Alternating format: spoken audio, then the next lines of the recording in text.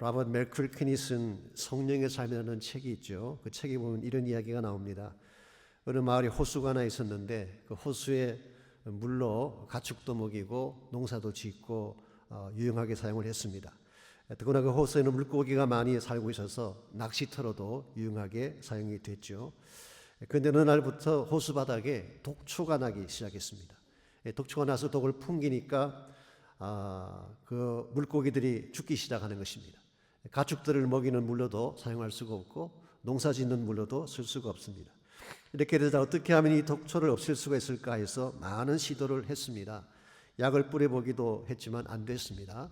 낫으로 독초를 잘라보았지만 그것으로도 안 됐습니다. 뿌리가 워낙 깊고 넓게 내려져 있기 때문에 잘라도 또 나오고 또 나오는 것입니다.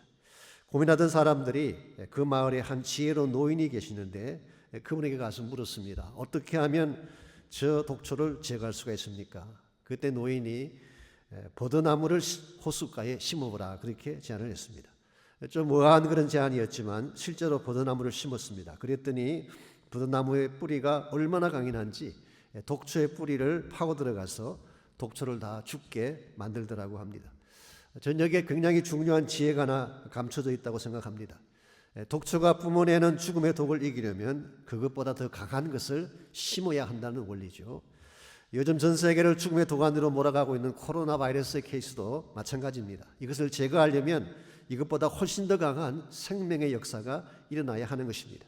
여러분께서 이미 잘 아시는 바처럼 코로나 바이러스가 생각보다 빠르게 확산되어져 가고 있습니다. 처음에는 중국의 한 모통에서 시작이 되었지만 지금은 전 세계적으로 마치 큰 물결처럼 빅 웨이브처럼 번져가고 있습니다. 존스 홉킨스 대학에서 집계한 자료에 의하면 지금 현재 확진자 수가 세계적으로 160만 명이 넘었습니다. 불과 2주 전까지만 하더라도 50만 명에 불과했는데 2주 사이에 3배로 급증한 것입니다. 미국의 경우도 기하급수적으로 증가하고 있다고 합니다. 3월 21일 5만 명 확진자였는데 4월 1일 20만 명으로 늘어났고 지금은 48명이 넘는 확진자가 생겼습니다. 앞으로 얼마나 더 이것이 확정을 해갈지는 아무도 예측할 수가 없습니다. 이와 같이 엄청나게 몰려오는 죽음의 물결을 우리가 어떻게 막아설 수가 있을까요? 그것은 죽음보다 더 강한 물결을 일으키는 것입니다. 마치 독초의 뿌리를 뽑기 위해서는 그것보다 더 강한 생명력을 가진 버드나무가 필요했던 것처럼 더 강한 생명의 물결이 일어나야지 죽음의 물결을 막을 수가 있는 것입니다. 자, 그렇다면 죽음보다 더 강한 생명의 물결은 어디에서 올 수가 있을까요? 성경 말씀이 하면은 오직 한 분 예수 그리스도의 부활을 통해서만 가능하다고 말씀하고 있습니다.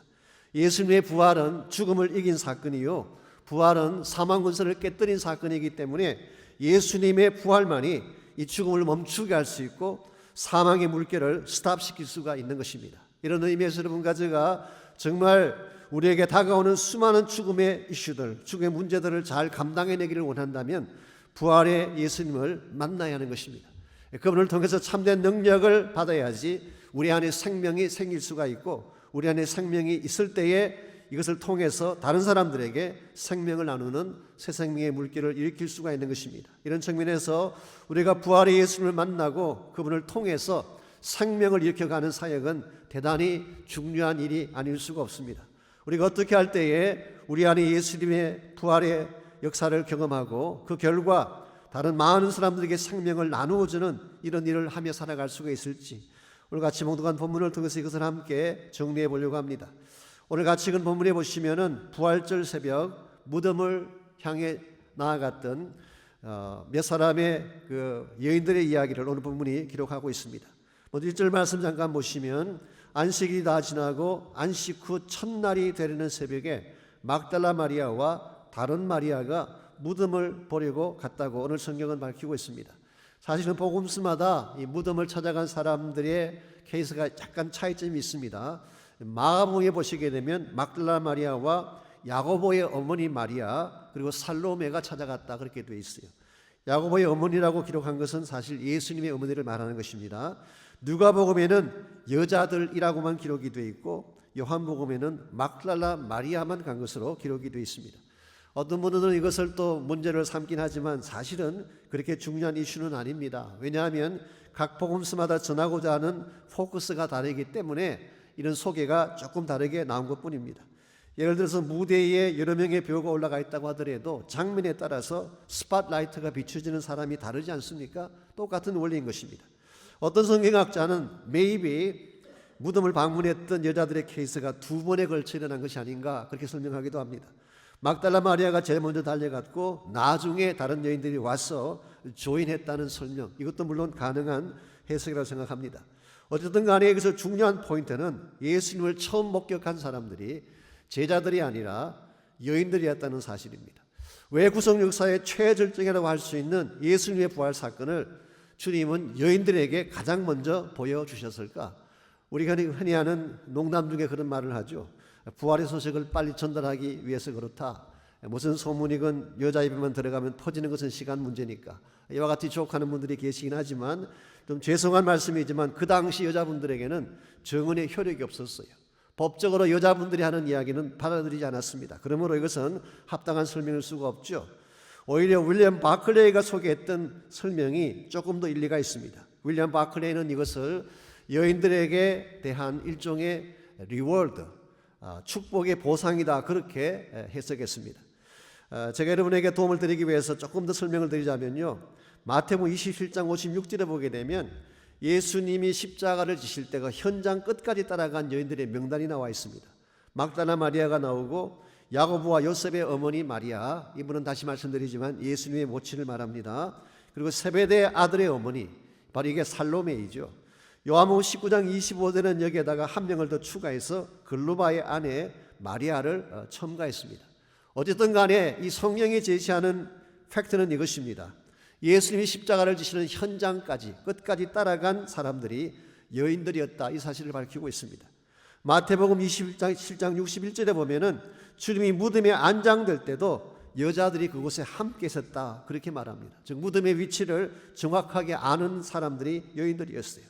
그리고 오늘 본문의 말씀으로 오셔서 이런 새벽 날이 밝기가 무섭게 무덤으로 달려왔던 것도 여인들이었어요. 한마디로 말하면 이 여인들의 마음속에는 예수님을 향한 사랑이 꽉 차 있었어요. 그래서 그들은 참혹한 십자가 현장도 마다하지 않고 찾아갔고 로마 병정들의 눈도 마다하지 않고 심지어 이런 새벽에 무덤을 찾아오는 것이 무척 두려운 일임에도 불구하고 무덤을 뚫고 이 새벽에 무덤까지 달려온 것입니다. 그 반면에 제자들의 케이스를 한번 생각해 보십시오. 주님 체포당하실 때 다 도망쳤어요. 십자가에 달리실 때 사도 요한 한 명만 제외하고 한 명도 그 곁에 함께하지 않았어요. 나중에는 다 골방에 들어가 숨어서 자기들의 안위를 챙기면서 몸을 다스렸던 사람들이 제자들이었습니다.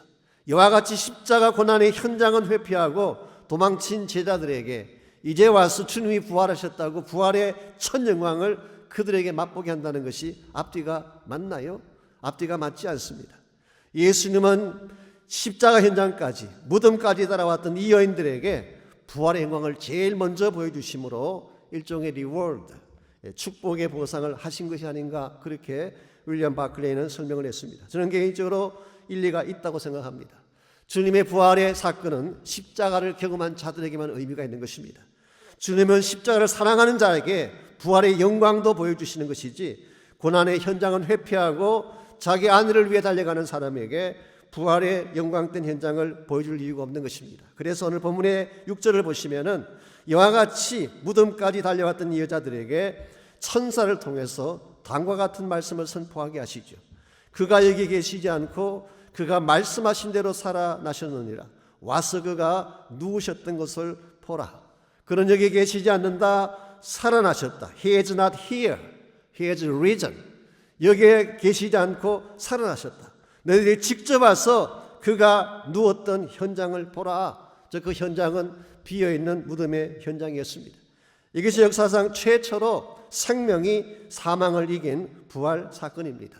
예수님께서 부활하심으로 지금까지 없었던 생명을 삼켜버리는 놀라운 역사가 일어난 것입니다.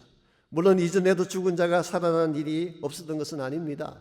이런 아시는 바대로 구약 성경에 보게 되면 엘리야가 사르밧 과부의 아들을 살려낸 기록이 있지 않습니까? 엘리사도 수넴 여인의 아들을 살게 한 기록이 있습니다. 신약 성경에 보시면 예수님께서 나사로도 살리셨고 회당의 야이로의 딸도 살리셨고 나인성 과부의 아들도 살리셨어요. 분명히 예수의 부활 이전에도 죽은 자가 살아난 사건이 있습니다만은 이것은 totally, completely 죽음을 정복한 케이스는 아닙니다. 왜냐하면 또 죽었기 때문에, 살아났지만 또 죽었기 때문에 실제로는 죽음을 정복했다고 말할 수는 없습니다. 그러나 예수님의 부활은 다른 것입니다. 예수는 부활하심으로 무덤 자체를 깨뜨려 버리시고 사망 권세를 삼켜버리시고 다시는 죽음이 다스리지 못하도록 하신 사건이기 때문에 예수님의 부활은 진정한 의미에서의 생명 사건이라고 할 수가 있습니다. 그렇게 사도 바울은 고린도전서 15장 20절 21절에서 예수님의 부활을 잠자는 자들의 첫 열매다 그렇게 소개를 했고, 21절에 보시면은 사망이 한 사람으로 말미암았나니 죽은 자의 부활도 한 사람으로 말미암는다 그렇게 말했어요. 한 사람으로 말미암아 사망이 왔다는 것이 무슨 뜻일까요? 아담의 범죄를 통해서 사망이 찾아왔다는 것입니다. 쉽게 표현하면 죽음의 물결은 아담으로부터 시작된 것입니다. 이와 같은 죽음의 물결을 막기 위해서 또 한 사람이 등장하셨는데 그분이 바로 예수 그리스도십니다. 예수님의 부활로 말미암아 지금까지 우리 인류를 덮어왔던 사망의 물결을 스탑시키고 생명의 새 물결을 일어나게 하신 사건이 바로 부활 사건이라 그런 뜻입니다. 저는 여기에 소망이 있다고 믿습니다. 아니, 여기에 우리 모두가 해야 될 사명이 있는 것입니다. 예수님으로 말미암아 시작된 이 생명의 아름다운 물결을 우리를 통해 땅끝 구석까지 흘러가게 하는 것, 이것이 여러분과 제가 하나님의 부름받은 이유이기도 하고 구원받은 목적이기도 합니다. 오늘 이 땅에는 아직도 죽음이 다스리는 땅입니다. 많은 사람들이 죽음의 권세하에 죽어가고 있고 이 사망의 물결 가운데 두려움에 사는 것이 이 땅의 현실인데, 우리가 정말 예수를 믿은 이후에 생명을 받은 이후에 우리를 통해서 생명의 물결이 다시 일어나게 해야만 이 어둠과 절망 가운데 사던 세상이 새로운 세상으로 바뀔 수가 있고 하나님의 영광이 회복되어지는 것입니다. 어떻게 할 때에 여러분과 저의 삶을 통하여서 이 부활의 생명이 흘러가게 할 수 있을지 오늘 주신 본문을 통해서 한 3가지 정도 함께 정리해 보려고 합니다. 특별히 오늘 본문에 등장하는 여자분들이 예수님 만난 이 사건을 통해서 생명의 물길을 흘러가는 데 꼭 필요한 3가지 요소를 하나씩 여러분에게 소개해 드리려고 합니다. 제일 첫 번째로 필요한 것이 믿음의 확증이 필요합니다. 생명의 역사를 일으키려면 내 안에 먼저 부활신앙을 믿는 믿음이 있어야 된다 그런 뜻입니다. 2절부터 6절까지를 보시면은 이 여인들이 부활을 확정하게 된 몇 가지 증거들이 오늘 본문에 소개가 되고 있습니다. 제일 첫 번째 증거가 초자연적 현상이 일어났었어요. 이 부활이 일어난 그 아침에 초자연적인 현상이 벌어진 것을 2절이 소개합니다. 큰 지진이 나며 주의 천사가 하늘로부터 내려와 돌을 굴려내고 그 위에 앉았는데 그 형상이 번개 같고 그 옷은 눈같이 희었다 그렇게 설명하고 있습니다. 이것은 초자연적인 현상이죠. 하나님이 아니면 하실 수 없는 현상을 묘사한 것입니다. 그 큰 돌을 굴려낸 것 인간이 굴릴 수 없습니다. 기록된 자료에 의하면 그 돌이 최소한 2톤 내지 3톤짜리라고 합니다. 더구나 대제사장 그룹들이 의도적으로 나오지 못하게 하기 위해서 돌로 임봉을 하고 경비원까지 세웠던 그런 케이스 아닙니까? 그런데 어떻게 여자분들이 그 돌을 굴려낼 수가 있겠어요? 이것은 한마디로 말하면 하나님이 개입하셔서 천사들을 동원하셔서 초자연적으로 이것을 행한 것입니다. 여러분, 무덤을 깨뜨리는 것은 인간이 할 수 없습니다. 하나님이 개입하셔야만 일어날 수 있는 사건, 이게 바로 부활 사건이었죠. 두 번째로 그들이 가져야 될 증거가 빈 무덤의 증거입니다. 천사가 돌을 굴렸다고 말씀을 드렸는데 왜 천사가 이 돌을 굴려냈을까요? 흔히 생각하듯이 예수님을 무덤에서 나오게 하기 위함이 아닙니다. 왜냐하면 부활하신 예수님의 몸은 영적인 몸이기 때문에 막혀있는 것이 있어도 얼마든지 나올 수가 있었어요. 요한복음 20장 19절에 보시면은 문을 닫고 있는데도 제자들이 모인 자리에 주님 오시지 않았습니까? 그러므로 무덤을 막았던 이 돌은 예수님을 나오게 하는 데 목적이 있는 게 아니에요. 반대예요. 오히려 여인들로 하여금 무덤 안으로 들어가게 하기 위해서, 무덤 안에 들어가서 빈 무덤의 현 주소를 보게 하기 위해서 무덤의 돌을 옮긴 것입니다. 그래서 오늘 본문에 나오지 않지만 다른 복음서에 보게 되면 무덤 안에 들어가 봤더니 세마포와 수건이 따로 잘 정돈되어 있었다고 설명하고 있습니다.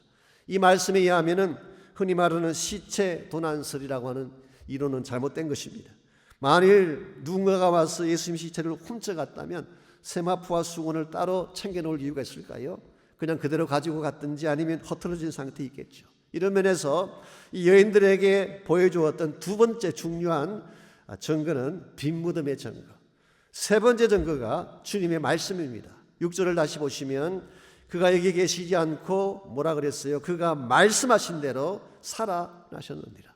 여기에 보면은 예수님의 부활 사건은 우연히 일어난 사건이 아니라 그런 뜻입니다. 오래전부터 말씀하신 그대로 성경이 예언하고 예고한 그대로 이것이 성취된 것이 부활이라 그런 뜻입니다.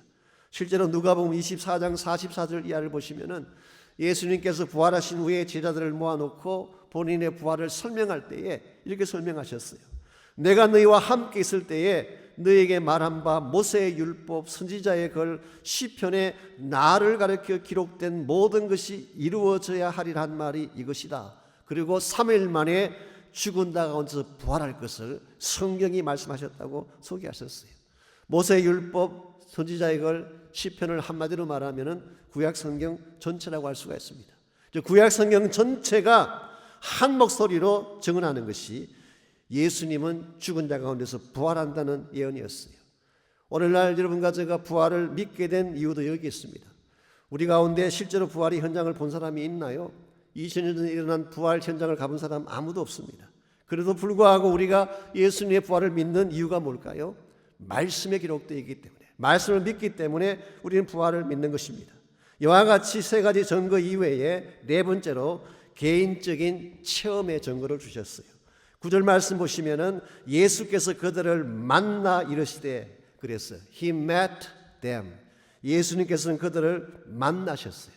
즉 개인적으로 주님을 그들이 체험하게 된 것입니다. 그들이 예수님을 직접 만나 뵙고 부활하신 예수님을 경험했기 때문에 누구도 부인할 수 없는 부활의 증언자가 된 것입니다. 오늘 사실 우리도 마찬가지죠. 여러분과 제가 예수님을 믿게 되는 이유 중에 하나가 살아계신 주님을 내 마음속에 경험했기 때문이에요. 물론 우리가 성경을 통해서도 보기도 하고 설교나 교리 공부를 통해서도 부활에 대해서 많은 것을 공부할 수 있지만 실제로 내가 예수님 부활을 믿게 된 이유는 내 안에 살아계신 예수님 언젠가 만났기 때문이에요. 여러분에게도 동일한 체험이 있는 줄 압니다. 하나님께서 우리 심령 가운데에 부활하신 주님을 만나게 해주셨어요. 저는 이것을 은혜라고 부르고 싶습니다. 솔직히 말씀드리자면 예수님 부활 안 믿으려면 안 믿을 수 있어요. 보지도 않았고 우리에게 맥센스 하지도 않는데 어떻게 믿겠어요. 그러나 성령께서 우리에게 감동을 주시고 보지 않았지만 내 안에 살아계신 예수님을 체험케 하신 것은 하나님의 은혜 아니고는 설명할 수가 없습니다. 제가 언젠가 소개해드렸던 영화 중에 The Case for Christ라고 하는 영화가 있습니다. 2017년에 개봉한 영화인데요. 이 영화는 리 스트로베리라고 하는 그 유명한 우리 잡지사 기자였죠. 그분의 전생애를 다루고 있는 그런 영화입니다. 물론 이 책이 먼저 발간됐고 후에 영화가 나왔습니다만은 리 스트로베리라는 이 사람은 미주리 대학에서 저널리즘을 공부하고 예일대 법대를 나오고 자신은 변호사였습니다. 시카고에 있는 트리뷴이라고 하는 유명한 잡지사에서 14년 동안 일을 하던 기자였습니다. 그러므로 이분은 아주 지적이면서 논리적인 분이시오. 예수를 믿었을까요? 당연히 믿지 않았습니다. 자기 스스로 자신을 표현할 때에 자기는 atheistic journalist, 무신론자 저널리스트다 그렇게 소개를 했고 혹은 spiritual skeptic, 영적인 의심자다 그렇게 불렀던 사람. 그러므로 예수를 믿을 마음은 눈꼽만큼 없었던 사람이라고 할 수 있습니다. 그런데 어느 날 가족들이 함께 식당에 식사를 하러 갔는데 딸아이가 갑자기 목에 못이 걸렸는지 그냥 choked dead, 목이 그냥 막혀서 거의 죽게 된 것입니다. 근데 갑작스럽게 일어난 일이기도 하고 어떻게 손쓸 사이도 없이 딸아이가 죽게 될 지경까지 간 것입니다. 그런데 어디서 나타났는지 간호사 한 분이 나타나더니 그 딸을 구해 주었어요. 당신 어떻게 해서 이 늦은 시간에 식당을 오게 됐습니까? 물었더니 그분이 이렇게 설명합니다. 사실은 자기도 집에 그냥 있었는데 하나님이 자신에게 굉장히 강력한 마음의 부담감으로 빨리 식당으로 가라고 하는 음성을 들려주셨다는 것입니다. 그래서 자기는 영문도 모른 채 하나님이 가라고 하니까 달려왔는데 와봤더니 당신의 딸이 죽어가고 있었다. 이걸 계기로 리 스트로벨의 부인되는 와이프가 예수를 믿게 됐어요. 교회를 다니기 시작하는 것입니다. 그러나 리 스트로벨은 전혀 아니었어요. 오히려 정반대 입장을 취하게 됩니다. 이 지금 부인이 무지하고 잘 모르니까 또 속아서 이상한 컬트에, 이상한 이단 종파에 빠져들어가는 게 아니냐. 그래서 그 부인을 건져내기 위해서 기독교의 허구성과 그리스도의 거짓된 신화를 파헤쳐서 부인의 맹목적인 신앙을 깨뜨리자. 이런 의도로 리서치가 시작된 것입니다. 일찍 와이프를 대적해서 이긴 남자가 없거늘 스투핏한 시도가 아닐 수가 없죠. 애니메이 이분은 기자였기 때문에 모든 자료들을 다 모아서 반예수전을 쓰기 위한 집필을 준비한 것입니다. 여기서 멈추지 않고 13명의 저명한 크리스천 학자들, 역사가들, 성경 전문가들을 찾아가서 인터뷰를 했습니다. 그가 만났던 사람 중에는 브루스 매저거라고 하는, 여러분 잘 모르시겠지만 저한테는 굉장히 중요한 분이셨어요. 프린스턴 신학교의 신약학 교수입니다. 이 사본학의 최고 권위자입니다. 그분도 그 인터뷰에 포함된 사람이었어요. 이와 같이 정말 기독교를 대표하는 기라슨 같은 사람들과 인터뷰를 하고 모든 자료를 다 모아서 예수의 허구성을 파헤치려고 했는데 결과는 어떻게 됐을까요? 정반대 결과가 나온 것입니다. 예수를 부인하려고 모았던 그 모든 자료들이 압도적으로 overwhelmingly 예수가 그리스도라는 사실을 전가하게 되고 이분이 그것을 벗어날 수가 없었어요. 그래서 예수님이 역사적으로 그리스도라는 사실이 분명한데도 불구하고 주저주저하던 차에 어느 날 그는 시카고에 있는 윌러 크릭이라는 교회에 출석을 하게 되고 예배 중에 그의 가슴 속에 찾아오신 예수님 만나면서 새 사람으로 거듭나게 된 것입니다. 나중에 이분이 윌러 크릭 교회의 티칭 패스터가 되기도 했죠. 그리고 세드백 처치에서도 말씀을 전하는 사역자가 되기도 했습니다. 아무리 강인한 마음을 가진 자라도, 아무리 반대적 입장에서 반대적인 논리를 펼치려고 하던 사람이라도 그 심령 한가운데에 진짜 예수가 들어가게 되면 부인할 수 없다는 사실입니다. 오늘과 저의 마음속에도 이 예수님을 향한 열린 마음이 필요해요. 오늘 많은 사람들이 회의적으로 신앙을 바라보고 있고 불신앙적으로 신앙을 보는 분들이 계시지만 정말 정직하게 내 안에는 불신앙의 돌을 내려놓기만 하면 누구나 다시 사신 그리스도를 만날 수가 있는 것입니다. 그러므로 오늘 여러분과 제가 참 생명의 주인이신 그리스도를 만나야지, 그리고 내가 만난 그리스도가 부활하신 분이라는 것을 확정해야지 여러분이 다른 분들에게 이 생명의 소식을 전할 수가 있는 것입니다. 두 번째로 생명의 물길을 흘러가게 하려면 예배의 축복이 있어야 됩니다. 즉 부활하신 예수님을 기뻐하고 실제로 누리는 축복을 말합니다. 9절 말씀 다시 보시면은 예수님께서 그들을 만났을 때, 즉 여자분들을 만났을 때 하신 말씀이 나옵니다. 뭐라고 했나요? 예수께서 그들을 만나 이르시되 평안하냐 하시거늘 여자들이 나아가 그 발을 붙잡고 경배했다. 그렇게 기록되어 있습니다. 오늘 본문에 평안하냐라고 물은 이 단어, 평안이라는 이 단어는 여러분이 흔히 아시는 샬롬이라는 단어가 아닙니다. 일반적으로 헬라 말에서 아이레네라고 하는 단어가 있어요. 그게 히브리 말로 바꿀 때의 샬롬이에요. 성경의 많은 부분에서 예수님께서 하신 평강은 샬롬, 아이레네가 맞습니다. 그러나 오늘 본문의 경우는 아니에요. 오늘 본문에서 평안하냐고 번역한 이 단어는 헬라 말 카이레테라고 하는 다른 말. 이것은 직역을 하게 되면 rejoice, 기뻐한다는 뜻이에요. 그래서 이 단어가 신약 성경의 다른 부분에서는 거의 예외 없이 rejoice, 빌립보서 4장 4절에도 보게 되면 rejoice in the Lord, 주 안에서 기뻐하라. 이런 측면에서 부활은 기쁨의 사건입니다. 예수님을 기뻐하고 찬양하며 영광 돌리는 사건이 부활 사건이에요. 그랬기에 9절 하반부에 기록된 것처럼 여자들이 이 말씀을 들은 후에 여자들이 예수님 발을 붙잡고 뭘 했어요? 경배했다. 영어 성경 보십시오. They worshipped. 그들이 그분을 예배했다. 그렇게 번역을 해놓았어요. 이런 측면에서 부활은 예배의 사건입니다. 지금 내 안에 살아계신 그 예수님을 찬양하고 그분에게 최상의 영광을 돌려드리는 사건이 바로 부활 사건. 오늘 여러분께서 아무리 부활에 대해서 많은 것을 알고 있어도 부활의 예배가 회복되지 아니하면 참된 차원의 생명의 역사를 이룰 수가 없어. 내 안에 살아계신 그 예수님이 내 삶의 주인이 되시고 내 심령 가운데 있는 모든 죄악과 어둠의 근세를 다 쫓아내고 부활의 영광으로 가득 찼을 때에, 그때 여러분과 제가 비로소 바른 그리스도인이 되고 파워풀한 크리스찬 삶을 누리게 되는 것입니다. 에스겔 37장에 보시면은 마른 뼈다귀가 돼서 생기가 말라버린 이스라엘 백성에 대한 환상이 나오지 않습니까? 한마디로 말하면 소망이 없고 다시 살 가능성이 없는 민족이 에스겔에서 기록된 이스라엘 백성이었습니다. 그랬는데 에스겔 37장 12절에서 14절을 보면 하나님께서 이렇게 말씀하세요. 내가 너희를 무덤에서 나오게 하고 내 영을 너희 속에 두어 살아나게 하리라, 그렇게 말씀하셨어요. 내가 너희를 무덤에서 나오게 한다. 이거 굉장한 사건이죠. 무덤 속에 들어가 있던 죽은 그들을 살려내는 뜻입니다.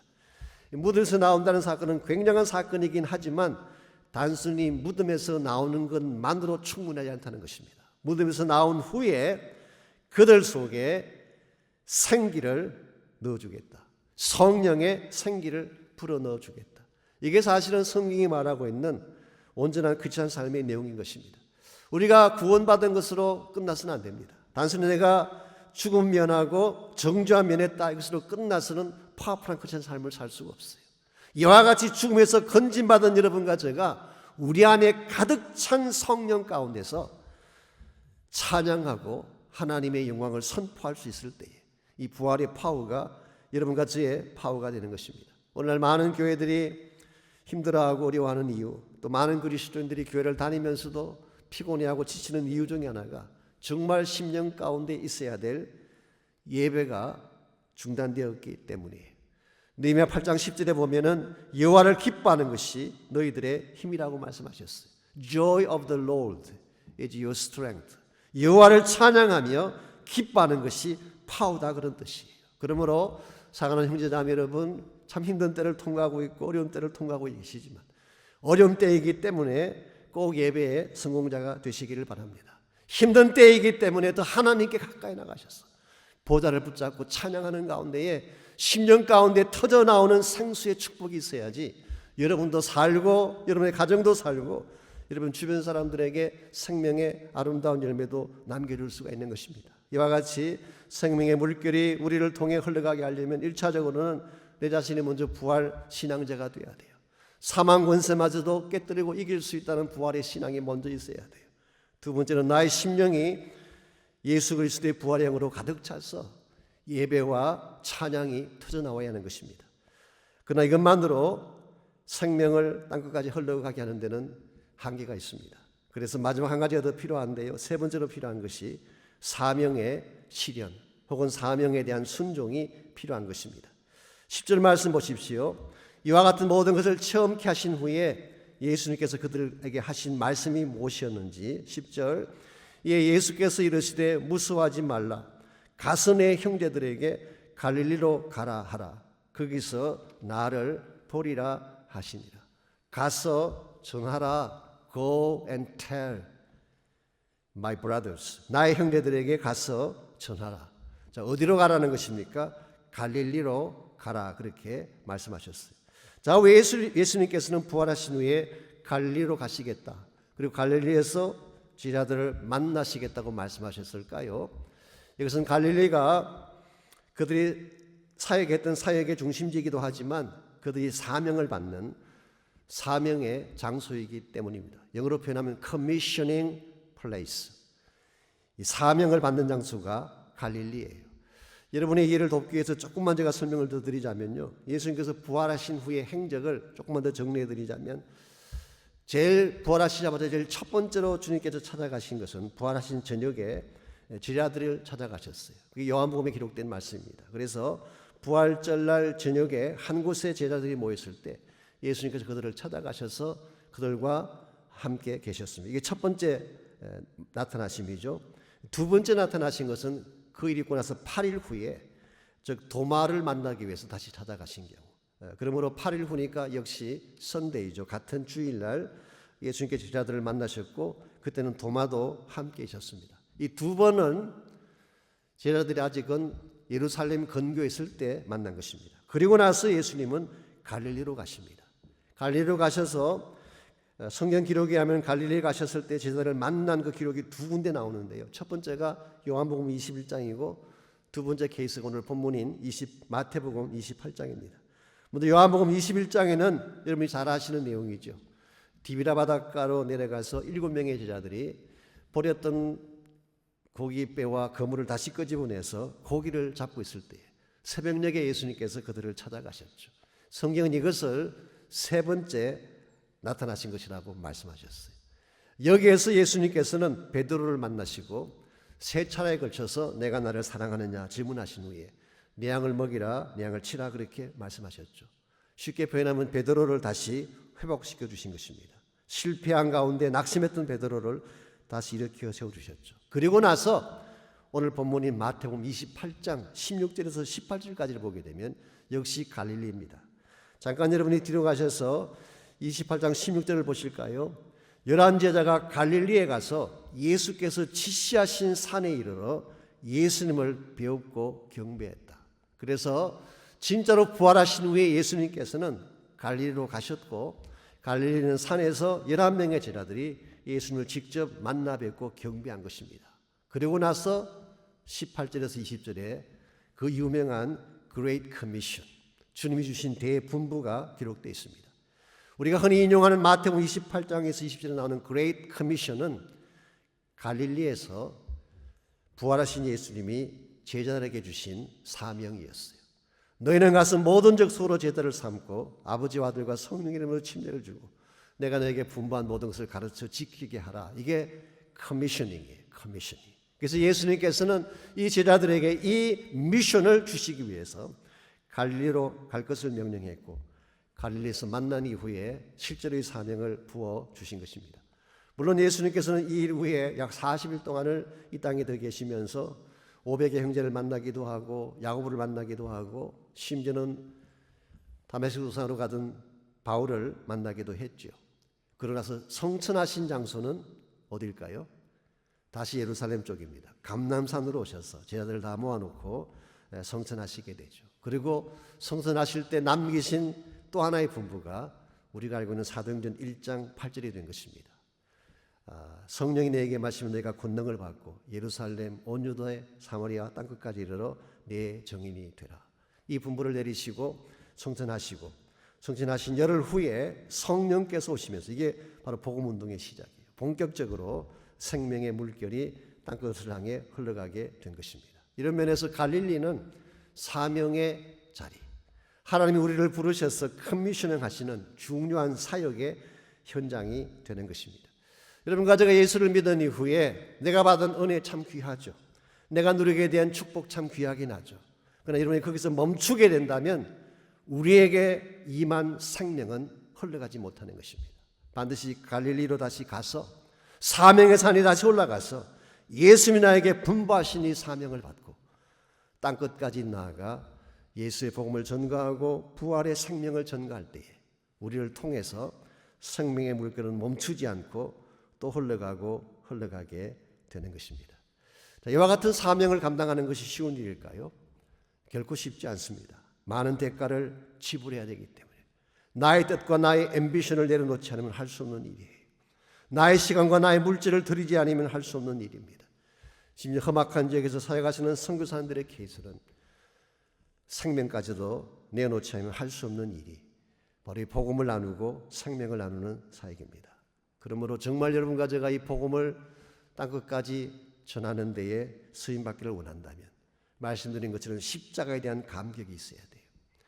예수님의 은혜와 사랑에 대한 감격이 분명하지 아니하면 우리는 이 복음 사명에 참여할 수도 없고 이 사명을 땅끝까지 이루는데 쓰임받을 수가 없는 것입니다. 이런 면에서 여러분이 진짜 십자가에 달리는 예수를 먼저 만나셔야지 부활하신 영광의 주님을 만나뵐 수가 있고 부활하신 주님을 만나야만 여러분 안에 주어진 생명을 가지고 또 다른 생명을 살리고 또 다른 생명을 살려내는 생명의 물결을 일으켜 갈 수가 있는 것입니다.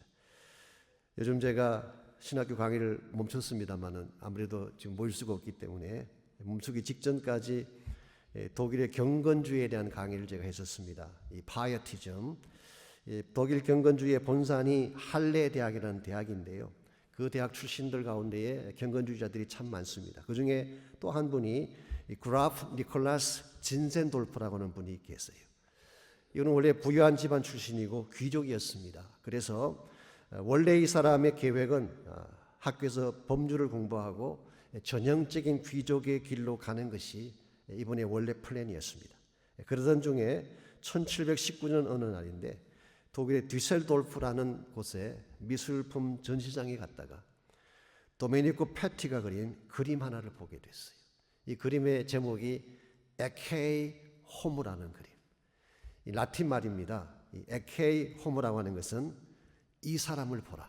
즉 빌라도가 예수님을 채찍질하고 만신창이로 만든 후에 그 예수님을 군중들 앞에 내보내면서 이 사람을 보라고 했죠. 그게 에케이 호무예요.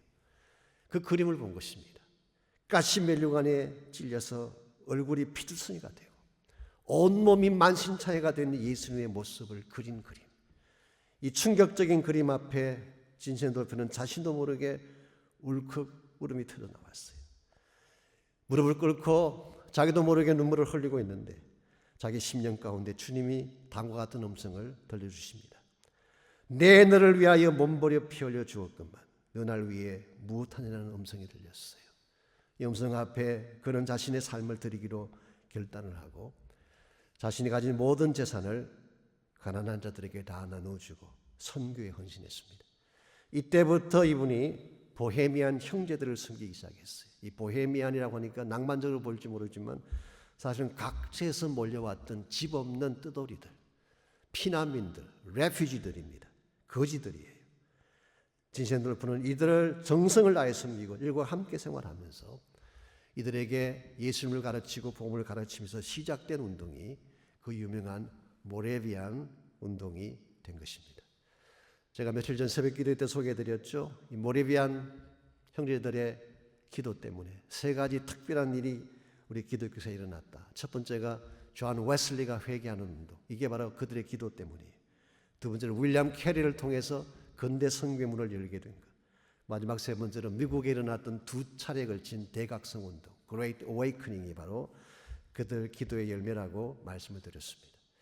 한 사람이 제대로 변하면 엄청난 생명의 물결이 일어날 수 있다는 거예요. 오늘 여러분과 저를 하나님은 그렇게 부르고 계세요. 내가 있는 그곳에서 너가 생명의 원천이 되라. 내가 너에게 생명의 복을 준 이유가 뭐가 있냐? 너에게 있는 이 생명을 땅끝까지 나누는 데 쓰임받게 하기 위해서. 생명의 물결은 절대로 멈추면 안 됩니다. 왜냐하면 우리가 멈추게 되면 사망의 물결이 온 땅을 삼킬 것이기 때문에. 그러므로 우리는 예수 그리스도를 만난 사람들답게 부활의 생명을 가슴에 아는 사람들답게 우리 가슴 속에 있는 생명을 나누고 또 나눔으로써 생명의 물결, the wave of life, 생명의 큰 물결이 땅끝까지 흘러갈 수 있도록 헌신하고 결단해야 될 줄 믿습니다. 우리 시간 한 번 이 말씀을 마음에 품고 같이 기도하면 좋겠습니다. 기도할 때에 정말 부활절을 맞이하고 주님의 그 사랑과 은혜를 받은 것을 우리가 감격적으로 맞이하면서 내 마음속에 다시 한번 부활에 대한 강력한 믿음을 허락해달라고 기도하시기를 바랍니다. 우리가 아무리 다른 것을 가져도 부활의 권세를 갖지 않고는 사망을 이길 수 없습니다.